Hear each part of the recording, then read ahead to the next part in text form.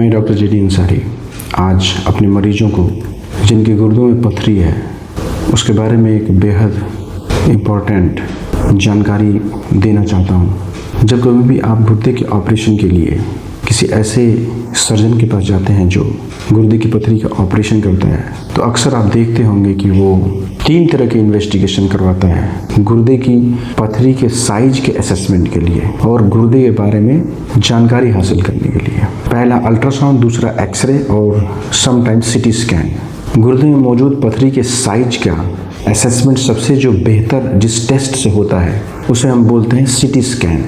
वो इसलिए कि सीटी स्कैन को हम बहुत ज़्यादा जूम कर सकते हैं और जो पॉइंटर होता है पथरी के साइज को नापने के लिए जो हम पॉइंटर इस्तेमाल करते हैं वो बहुत ही प्रिसाइजली लोकेट करके उसके बीच के डिस्टेंस को मेज़र कर सकते हैं। एक्सरे में भी हम पथरी को जूम कर सकते हैं, लेकिन अगर पथरी बहुत छोटी है तो एक्सरे का जूम सीटी स्कैन की जूम के बराबर नहीं होता और हम पॉइंटर को उतना प्रिसाइजली लोकेट नहीं कर सकते एक्सरे में एज कम्पेयर टू सीटी। यानी गुर्दे की पथरी के साइज के लिए जो सबसे बेटर टेस्ट है, सबसे बेहतर टेस्ट है वो है सीटी स्कैन और उसके बाद है एक्सरे।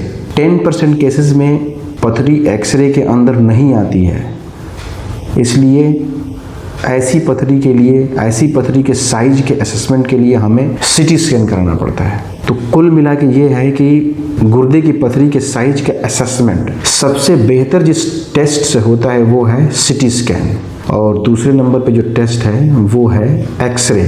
तो सवाल ये है कि फिर अल्ट्रासाउंड क्यों कराया जाता है? क्योंकि सबसे फ्रिक्वेंटली जो टेस्ट कराए जाते हैं गुर्दे के पथरी के बारे में वो होता है अल्ट्रासाउंड और एक्सरे। सीटी स्कैन तब कराया जाता है जब पथरी एक्सरे में नहीं आती है या कुछ और चीज़ों के बारे में जानकारी हासिल करनी होती है। अल्ट्रासाउंड सस्ता टेस्ट होता है और मोस्ट कॉमनली अल्ट्रासाउंड और एक्सरे गुर्दे की पथरी के मामले में किया जाता है। कोई भी सर्जन जो सर्जरी करता है गुर्दे की पथरी का वो अल्ट्रासाउंड क्यों करवाता है? अल्ट्रासाउंड एक्चुअल में पथरी की साइज के असेसमेंट के लिए नहीं कराया जाता, बल्कि अल्ट्रासाउंड कराया जाता है उस पथरी की मौजूदगी की वजह से गुर्दे में जो सूजन है उसके असेसमेंट के लिए। क्योंकि पथरी जब रुकावट पैदा करती है गुर्दे में तो गुर्दे के अंदर पेशाब इकट्ठा होता है, उसकी वजह से प्रेशर बढ़ता है और गुर्दे में स्वेलिंग आती है। तो इसके असेसमेंट के लिए अल्ट्रासाउंड एक सस्ता और नॉन इन्वेजिव, जिससे कोई नुकसान नहीं होता, कोई रेडिएशन एक्सपोजर नहीं होता टेस्ट है। पहला काम जो अल्ट्रासाउंड का है वो ये है कि गुर्दे में सूजन कितनी है। आपने पढ़ा होगा अल्ट्रासाउंड की रिपोर्ट में माइल्ड, मॉडरेट, सीवियर हाइड्रोनेफ्रोसिस। दूसरा जो जानकारी हासिल करते हैं अल्ट्रासाउंड में वो ये कि जब कभी भी गुर्दे के अंदर सूजन बढ़ती है तो जो गुर्दे का मांस होता है उस पर प्रेशर पड़ता है और वो प्रेशर की वजह से मांस धीरे धीरे एट्रोफीड हो जाता है, कम हो जाता है। गुर्दे की पैरेन्काइमल थिकनेस है उसको जानने के लिए अल्ट्रासाउंड कराते हैं। कार्टिकोमेडुलरी डिफरेंशिएशन टर्म एक आता है, आप इस पे अगर कभी ध्यान दें। और दूसरी जो वजह होती है पथरी की, अगर छोटी है पथरी या मीडियम साइज है तो वो किस जगह पे लोकेटेड है, पथरी के लोकेशन के लिए अल्ट्रासाउंड करी जाती है कि पथरी कहाँ पे लोकेटेड है, पेल्विस में है या इंफीरियर कैलिक्स में है। एक अंदाज़ा लग जाता है उससे कि ये किस जगह लोकेट है मोटा मोटा। हालांकि ये सारी जानकारी सबसे बेहतर जिस टेस्ट से होती है वो होता है CT scan. But CT scan चूँकि महंगा होता है, रेडिएशन एक्सपोजर होता है, इसलिए हर केसेस में सीटी स्कैन नहीं कराया जाता। इसका मतलब जो 3 टेस्ट हैं अल्ट्रासाउंड, एक्सरे और सीटी स्कैन, उसमें पथरी के साइज को मेज़र करने के लिए सबसे बेस्ट जो टेस्ट है वो सीटी स्कैन है और जो दूसरा टेस्ट है वो एक्सरे है। और अल्ट्रासाउंड जो होता है वो जो जानकारी हासिल करने के लिए कराया जाता है वो गुर्दे में सूजन, पैरेन्काइमल थिकनेस, कार्टिकोमेडुलरी डिफरेंशिएशन और किस जगह पे मोटा किस जगह पे गुर्दे के अंदर पथरी मौजूद है, इसका एक मोटे अंदाजे के लिए अल्ट्रासाउंड कराया जाता है। अल्ट्रासाउंड कभी भी गुर्दे की पथरी के साइज के लिए आइडियल टेस्ट नहीं है। ये मैं इसलिए बताना चाहता हूँ कि जब कभी भी ऑपरेशन होता है और अल्ट्रासाउंड होता है तो उसकी बुनियाद पे बहुत ज़्यादा पथरी के साइज और पथरी के बचे हुए अमाउंट, वॉल्यूम को लेके मरीजों के अंदर गलतफहमी पैदा होती है। इस गलतफहमी को दूर करने के लिए ही मैं ये वीडियो बना रहा हूँ। अगर आप मैथमेटिक्स के स्टूडेंट रहे होंगे अगर आपने मैथमेटिक्स पढ़ी होगी तो आपको मालूम है कि किसी भी चीज़ का एक तो वॉल्यूम होता है और दूसरा क्या होता है, उसका वेट होता है। कोई भी चीज़ होगी उसका वॉल्यूम होगा और दूसरा क्या होगा, उसका वेट होगा। और वॉल्यूम जो निकाला जाता है उसमें 3 डायमेंशन के अंदर उसकी मेजरमेंट मौजूद होनी चाहिए वॉल्यूम के लिए।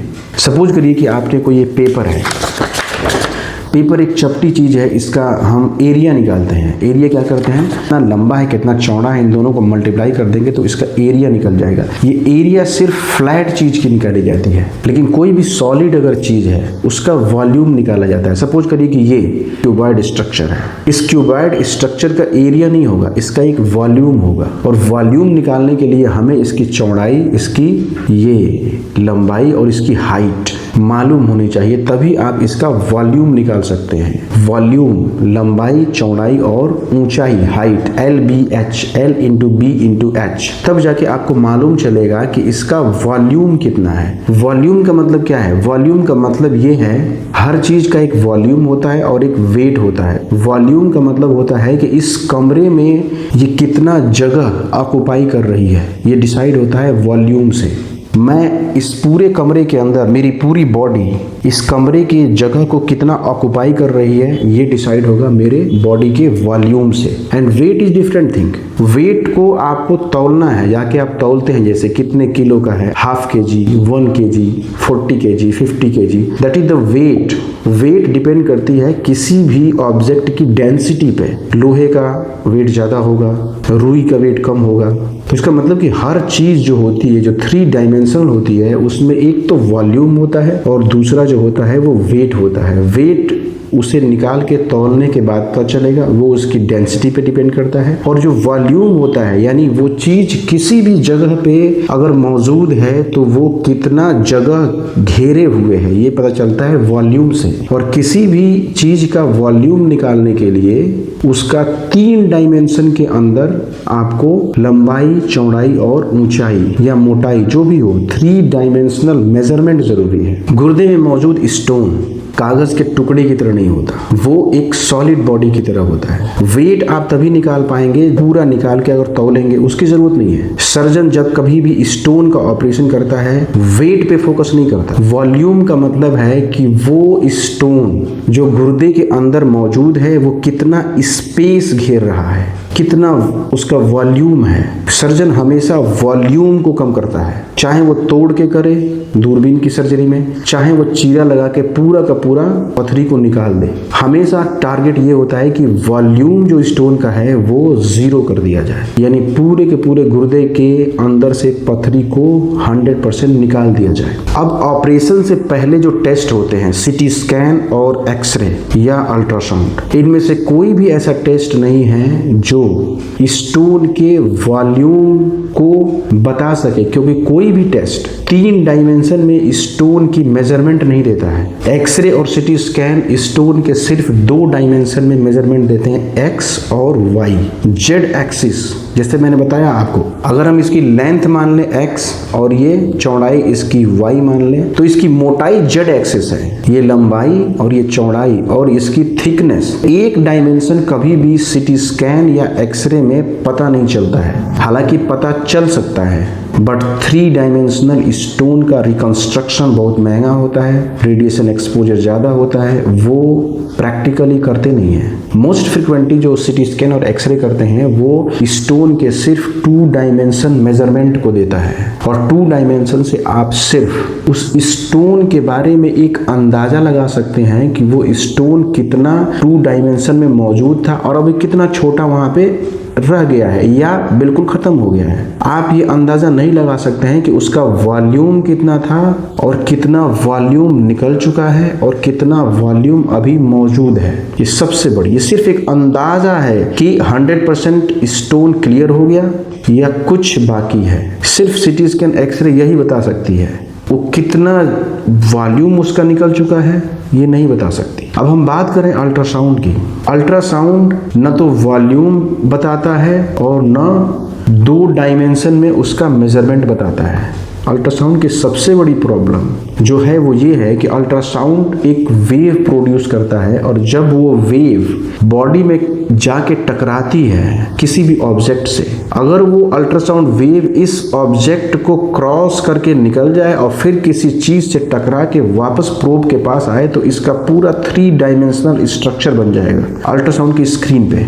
जैसे कि प्रोस्टेट के केस में होता है, जब कभी भी प्रोस्टेट का हम अल्ट्रासाउंड करते हैं तो अल्ट्रासाउंड वेव जो होती है वो प्रोस्टेट गदूद जिसे बोलते हैं वो उससे होके गुजरती है, बोन से टकराती है और वापस जब आती है तो एक पूरा 3 डायमेंशनल स्ट्रक्चर गदूद का बन जाता है, जिससे हम गदूद का वॉल्यूम निकाल लेते हैं। वॉल्यूम का मतलब कि वो कितना स्पेस ऑक्युपाई किए हुए हैं। लेकिन वही अगर गुर्दे के अंदर, पेशाब की थैली के अंदर अगर कोई पथरी मौजूद हो तो उसका अल्ट्रासाउंड से हम वॉल्यूम नहीं निकाल सकते, हम 2 डायमेंशन या 3 डायमेंशन में उसका मेजरमेंट नहीं कर सकते। क्यों नहीं कर सकते? क्योंकि जब कभी भी अल्ट्रासाउंड वेव जब किसी हार्ड चीज जैसे स्टोन से या बोन से या रिब से टकराती है, यानी जिसके अंदर कैल्शियम होता है या और भी चीजें, अल्ट्रासाउंड जब स्टोन से टकराती है तो वो स्टोन के सरफेस से वो रिफ्लेक्ट हो जाती है, वो उसके अंदर नहीं जाती। और जिस सरफेस से वो टकरा के रिफ्लेक्ट होती है, सिर्फ वो सरफेस आपको दिखाई देगा एक ब्राइट ऑब्जेक्ट की तरह चमकते हुए। अब वो लीनियर भी हो सकता है या कर्वी लीनियर हो सकता है। ब्राइट ऑब्जेक्ट दिखाई देती है, जैसे कोई सफेद चमकती हुई चीज है, पूरे स्टोन का स्ट्रक्चर नहीं दिखाई देगा। अगर स्ट्रक्चर पूरा स्टोन ऐसे लंबा है, गोल है, वो दिखाई नहीं देगा, सिर्फ एक उसकी लेंथ दिखाई देगी जहां से टकरा के अल्ट्रासाउंड वेव रिफ्लेक्ट हो रही है। और हम उस ऑब्जेक्ट का मेजरमेंट केवल सिंगल डायमेंशन में करते हैं कि जिस ऑब्जेक्ट से टकराकर अल्ट्रासाउंड वेव वापस आ रही है और उसकी जो इमेज बन रही है, हम उस इमेज को मेजर करते हैं। यानी अल्ट्रासाउंड में हम जो मेजरमेंट करते हैं स्टोन का, वो सिंगल डायमेंशन है। और एक और खासियत है अल्ट्रासाउंड की कि जितना स्टोन बड़ा होता है उसके मेजरमेंट की एक्यूरेसी बड़े में तो ठीक है, हालांकि स्टोन का मेजरमेंट जो सिंगल डायमेंशन में अल्ट्रासाउंड कर रहा है वो उसको भी बढ़ाकर करता है। मसलन कि अगर कोई स्टोन का रियल साइज अगर उसका 3 सेंटीमीटर है और आपने अगर अल्ट्रासाउंड से उसे मेजर किया तो तकरीबन 3.5 सेंटीमीटर उसको मेजर करेगा। मैं बड़े स्टोन की बात कर रहा हूँ। और अगर वही स्टोन छोटा है, 1 सेंटीमीटर का है, 9 mm का है, यानी स्टोन अगर छोटा है 1 सेंटीमीटर, 9 mm, 8 mm, तो उसको बढ़ाकर नापता है। मेजरमेंट जो स्टोन की होती है वो हमेशा बढ़ के आती है।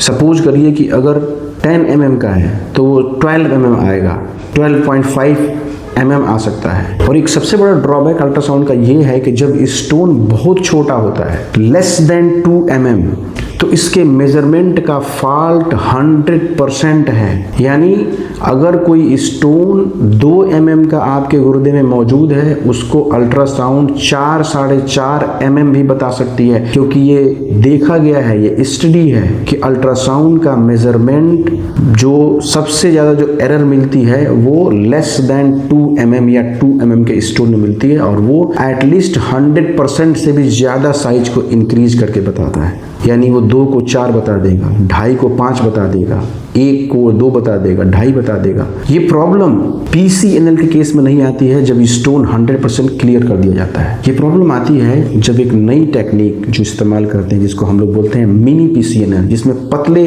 दूरबीन का इस्तेमाल किया जाता है और लेजर का इस्तेमाल किया जाता है, बहुत बारीक छेद किया जाता है। और एक दूसरा होता है RIRS, जिसमें बिना छेद किए हम गुर्दे के अंदर एक मुड़ने वाले दूरबीन को ले जाके और स्टोन को डस्ट बनाते हैं। होता यह है कि ऐसे केसेस में लगभग 80% स्टोन या मोर देन 80% स्टोन डस्ट बना के जिस्म से बाहर निकाल दिया जाता है। लेकिन अगर 10%, 15% जो स्टोन होता है, अगर वो गुर्दे में छोटे छोटे 0.5, 1 mm, मे बी 1.5 mm या 2 mm के चूरे जो होते हैं, जो छोटे टुकड़े होते हैं बहुत ही बारीक, वो हो सकता है कुछ रह जाए। अगर गुर्दा ज़्यादा फैला हो तो उसमें वो खो से जाते हैं और आप उसे ढूंढ नहीं पाते हैं, लेकिन वो सारे स्टोन बाद में निकल जाते हैं। और उसका वक्त होता है 4 to 6 वीक्स। अगर गलती से आपने उनके निकलने से पहले अल्ट्रासाउंड करा दिया तो वो स्टोन आपको जो 2 mm का है वो 4, 5, 5.5 तक दिख सकता है। 2.5 mm का आपको हो सकता है कि 6 mm तक का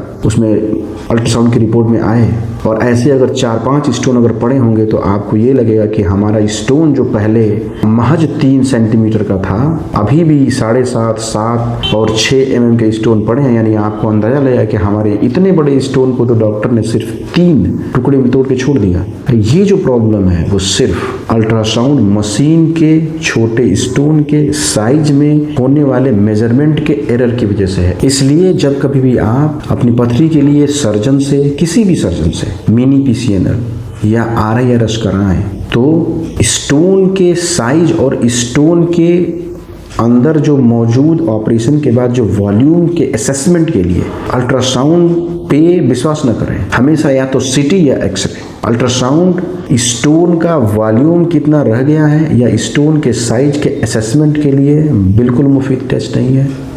और RIRS में और मिनी PCNL में तो छोटे छोटे कण छूटते हैं। पथरी बहुत छोटी हो तो 100% धूल बनाकर निकाला जा सकता है, लेकिन अगर पथरी बड़ी हो RIRS में, PCNL में, मिनी PCNL में और गुर्दा फैला हुआ हो तो कुछ कण अंदर रहते हैं जो धीरे धीरे निकलते हैं। जो आदमी के जिस्म से ऑपरेशन करके हम लोगों ने निकाला है, एक ये पथरी, एक ये पथरी और एक ये पथरी। किसी पथरी का जो डायमेंशन होता है वो 3 तरीके होता है। एक तो इसकी लेंथ होती है, दूसरी इसकी चौड़ाई होती है और तीसरी इसकी मोटाई होती है। इसकी बुनियाद पे हम किसी भी स्टोन के असल साइज का अंदाज़ा लगा सकते हैं। जैसे अगर गोल है तो फिर इसकी डायमीटर कितना है, इससे अंदाजा लगेगा कि ये पथरी कितनी बड़ी है एक्चुअल में। या पथरी अगर गोल नहीं है तो इसकी लंबाई कितनी है, इसकी चौड़ाई कितनी है और साथ में इसकी मोटाई कितनी है। इससे अंदाज़ा लगता है कि पथरी का बल्क कितना है। जब कभी भी हम एक्सरे करते हैं तो एक्सरे में हमेशा जो अगर बॉडी के अंदर ये स्टोन है तो इसका केवल 2 डायमेंशन हमारे पास मेजरमेंट आता है, यानी एक ऊपर से इधर और एक इधर। तीसरा इसकी जो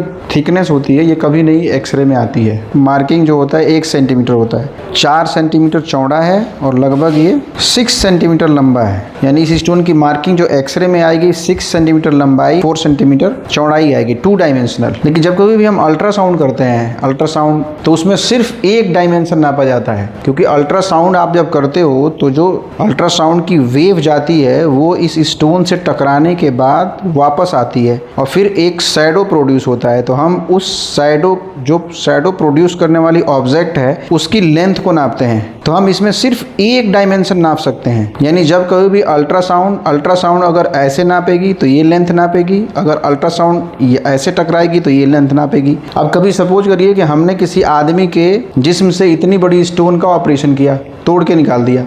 तोड़ के निकालने के बाद ये इसी हिस्से के पार्ट हैं। यानी इस पूरे पथरी को अगर हमने ऑपरेशन के दौरान तोड़ दिया, तोड़ने के बाद ये सिर्फ 4 टुकड़े जिसमें रह गए, 3 टुकड़े जिसमें रह गए, छूट गए, सपोज करिए छूट गए, और ये इतना हिस्सा हमने तोड़ के जिस्म से बाहर निकाल दिया। तो इसका मतलब कि अल्ट्रासाउंड मेजरमेंट वो कितना बड़ा नापेगा, कितना बड़ा आ रहा है, फोकस करो, 3 सेंटीमीटर। यानी इसका अल्ट्रासाउंड जब कभी भी मेजरमेंट करेगा तो ये बोलेगा कि ये 3 सेंटीमीटर की स्टोन है। अब इस स्टोन को आपने अगर जिस्म से बाहर निकाल दिया और ये 3 टुकड़े अगर जिस्म में रह गए तो अल्ट्रासाउंड क्या नापेगा कि जिस्म के अंदर जो मौजूद पथरी है उसकी एक की लंबाई 1 सेंटीमीटर, दूसरे की लंबाई 1 सेंटीमीटर और तीसरे की लंबाई लगभग 1 सेंटीमीटर। यानी आपके रिपोर्ट में ये दिया जाएगा कि जो आपकी पथरी पहले 3 सेंटीमीटर लंबी थी, अब वो पथरी 3 छोटी छोटी गुर्दे में पथरी मौजूद है जिसकी लंबाई एक की 1 सेंटीमीटर, दूसरे की 1 सेंटीमीटर, तीसरे की 1 सेंटीमीटर।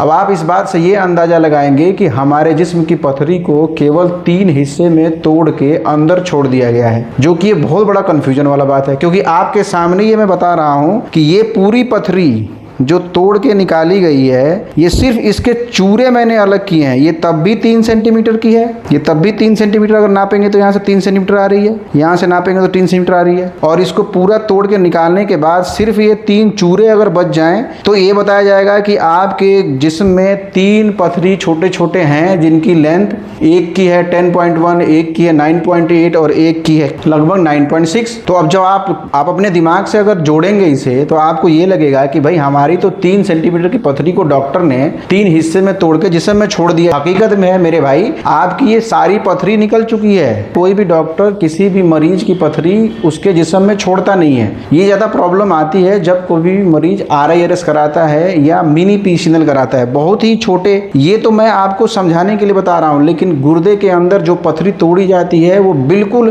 RIRS के दौरान या मिनी PCNL के दौरान बिल्कुल 0.5 से 1 mm भी नहीं होता है। इंट्रा ऑपरेटिव एक्सरे में देखते हुए उसे तोड़ा जाता है, और जब तक वो एक्सरे के अंदर स्टोन दिखना नहीं बंद हो जाता है उसे धूल बनाते रहते हैं। अब वो जब आप अल्ट्रासाउंड के लिए जाओगे तो उसमें वो जितनी भी पथरी है वो एग्जेगरेट करके साई जाती है, तो आपको ये बोला जाएगा कि भाई इसमें तो पथरी छूट गई है। अब आप ऐसे ही कंफ्यूज होंगे। आपकी 90% पथरी निकाल दी गई। मुश्किल से अगर गुर्दा फैला हुआ है और उसमें कुछ पथरी के कण जो उस गुर्दे फैले हुए गुर्दे में अगर चले गए हैं, वो बहुत छोटे हैं, वो निकल जाएंगे दवा से। लेकिन आप अगर अल्ट्रासाउंड कराओगे तो आपको ये लगेगा कि हमारी सारी पथरी छोड़ दी गई है। ये सबसे बड़ा मिसकंसेप्शन है अल्ट्रासाउंड के बुनियाद पे कंफ्यूज होने का, और किसी भी जगह पे किसी भी डॉक्टर से बेफजूल बातों पे बहस करने का। इसको इसमें डालते हैं, पानी भरते हैं और इसका अल्ट्रासाउंड करते हैं। देखिए हम अल्ट्रासाउंड कर रहे हैं। अब इसका ये जो पथरी अगर जिस्म में होगी तो अल्ट्रासाउंड में ये ऐसे दिखेगी। ये जो दिख रही है, ये दिख रहा है ना, ये ब्राइटनेस जो दिख रही है, ये स्टोन का सिंगल डायमेंशन। मैंने क्या बोला था आपको, स्टोन का एक सिंगल डायमेंशन ही ले सकते हैं आप। ये वही पथरी जो हमने इसके अंदर डाला, और जब इसका अल्ट्रासाउंड कर रहे हैं तो आप साफ साफ देख रहे हो कि ये जो स्टोन है, देखिए ये एक सिंगल लाइन की तरह दिख रही है। ये स्टोन पूरा बल्क नहीं दिख रहा है। अब जब आप इसको नापेंगे, मेजरमेंट करेंगे, अगर सिंपल इसका मेजरमेंट किया जाए, अगर इसका मेजरमेंट यहाँ से अगर यहाँ से भी किया जाए, ये अगर सीधा सीधा भी अगर हम नापें, ऐसे तो हम कर्वीलिनियर नाप सकते हैं। अगर हम सीधा सीधा भी नापें इसको, स्टोन को एक ही डायमेंशन में नाप सकते हैं। लगभग स्टोन को हम एक ही डायमेंशन नाप सकते हैं, या तो ऐसे नाप लें या ऐसे नाप लें। तो ये आ रहा है लगभग 3.5। जब हमने उसी स्टोन का एक्सरे किया तो हमें एक्सरे में साइज मिल रहा है 30 mm यानी 3 सेंटीमीटर। अब ये 3 स्टोन मैं इसमें डाल के दिखा रहा हूँ आपको कि ये कितने साइज का अल्ट्रासाउंड में आता है। इसको हमने इसमें डाल दिया। ये आप स्टोन को देखिए, ये दिख रहा है 1, 2 और 3। अब अगर अल्ट्रासाउंड में इन तीनों का आप मेजरमेंट करेंगे, चलो आप मेजरमेंट करो, 12 आ रहा है इसमें। और अगर दूसरे को देखेंगे तो दूसरा आ रहा है 12, और तीसरे को देखेंगे तो तीसरा आ रहा है लगभग 8 आ रहा है। यानी यही स्टोन जब अल्ट्रासाउंड में आएगा तो 12, 12 और लगभग 8, जबकि यही स्टोन एक्सरे में 11, 9 और 6 mm के आ रहे हैं। और जब वो पथरी का पूरा हिस्सा, उतना बड़ा स्टोन अगर हम निकाल दें, 3 इसकी पथरी मान लो छूट गई बॉडी के अंदर, तो आपको कितना मेजरमेंट मिलेगा? लगभग कितना मिलेगा? 12, 12 और 8। तो आदमी क्या सोचेगा कि 34 mm की पथरी, और अभी भी उसमें 12, 12 mm की पथरी छोड़ दी है, 8 mm की पथरी छोड़ दी है इसने। यानी इसने निकाला क्या?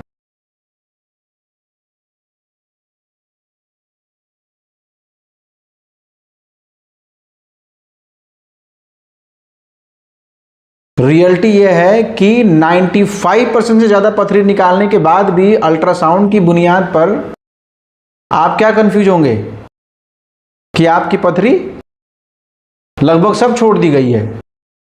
एक लेमैन के लैंग्वेज में अगर मैं बोलूं तो वो ये बोलेगा कि हमारी पथरी की साइज 34 mm थी, वो तुमने क्या निकाली है, अभी भी उसके अंदर पथरी का साइज 12 mm, 12 mm और 8 mm आ रहा है। और ये ओपन सर्जरी की बात और PCNL की बात मैं नहीं कर रहा।